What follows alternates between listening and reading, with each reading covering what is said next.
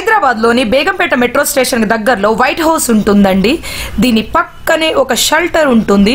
ఇక్కడ ప్రతిరోజు మధ్యాహ్నము 1 గంట నుంచి ఉచితంగా అన్నదానం చేస్తారండి. దీన్ని భోజన ప్రసాదం అని కూడా అంటారు. 12 గంటలకల్లా ఇక్కడికి భోజనాన్ని తెచ్చి పెడతారండి. 1 గంటకి కరెక్ట్ గా స్టార్ట్ అవుతుందండి. బేగంపేట మెట్రో పిల్లర్ 14-12 వద్ద ఉంటుందండి.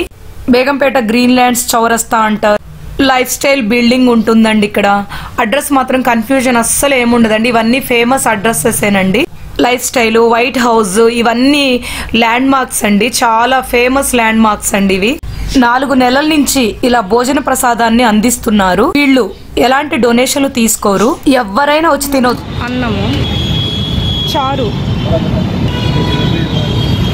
క్యాబేజీ, ఇలా ఒక కూర ఇస్తారు, పెరుగు ఇస్తారు. ఇది టమాటా కూర. మనకు భోజన ప్రసాదాన్ని అందించేది వైట్ హౌస్ బిల్డింగ్ ఓనర్స్ అండి. ఎలాంటి డొనేషన్లు తీసుకోకుండా తమ సొంత ఖర్చులతోనే ఇలా భోజన ప్రసాదాన్ని మనకు అందిస్తారు. మీ ఇంటర్వ్యూ ఇవ్వండి, కొంచెం మీ పేర్లు చెప్పండి అన్నా కూడా వాళ్ళు చెప్పుకోవటానికి ఇష్టపడలేదు. మాకు ఇలా సర్వీస్ చేయటమే ఇష్టమని చెప్పారు. వీడియో మాత్రం తీసుకోండి అంటే ఇలా తీసుకున్నాను. తిన్న అన్నం ప్లేట్లు రోడ్డు మీద పెట్టకుండా ఇలా డబ్బాలో పెట్టేలాగా, తర్వాత సపరేట్ గా చేయగొట్టుకోవడానికి నీళ్లను పెట్టారు. నేను టేస్ట్ చేశానండి. అన్నం కూడా చాలా బాగుందండి, చాలా రుచిగా కూడా ఉందండి. వీళ్ళేనండి వైట్ హౌస్ యొక్క యజమానులు. 1 మినిట్ అన్న మీ గురించి చెప్పండి సార్ ప్లీజ్ అని రిక్వెస్ట్ చేశాను. కానీ వద్దమ్మ, వీడియో మాత్రం తీసుకో అని చెప్పారు.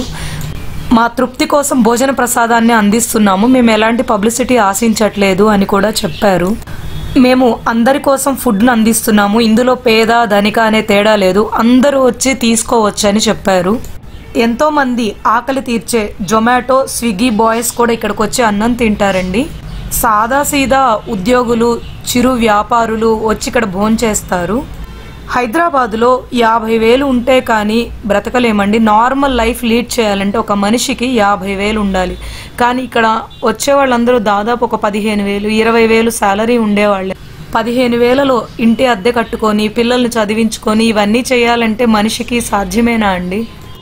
సొసైటీలో అందరూ చెడ్డవారు ఉన్నారు అనే కంటే మంచివాళ్ళు వచ్చి ఇలా జాయిన్ అయ్యే కొద్దీ చెడ్డవాళ్ళ సంఖ్య తగ్గిపోతూ ఉంటుంది కదండి. పల్లెటూరులో ఇలా అన్నదానాలు చేసేవారండి. కానీ పల్లెటూరులో ఈ రోజుల్లో కమర్షియల్ అయిపోయి సిటీల్లోనే ఇలా అన్నదానం నాకు కనిపిస్తుంది. మీరు రోజు వస్తారా? బాగుంటుందా భోజనం? ఓకే. ఇక్కడ ఎన్ని రోజుల నుంచి పెడుతున్నారు? చాలా రోజులైందా? ఓకే.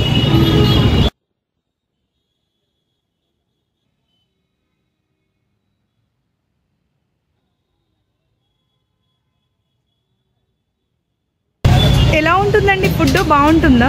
ఎన్ని రోజుల నుంచి వస్తున్నారు? ఇక్కడే ఉంటారా? ఓకే. ఫుడ్ ఎలా ఉందండి? బాగుందా? ఫుడ్ కైసా హై? అచ్చా హై? ఓకే.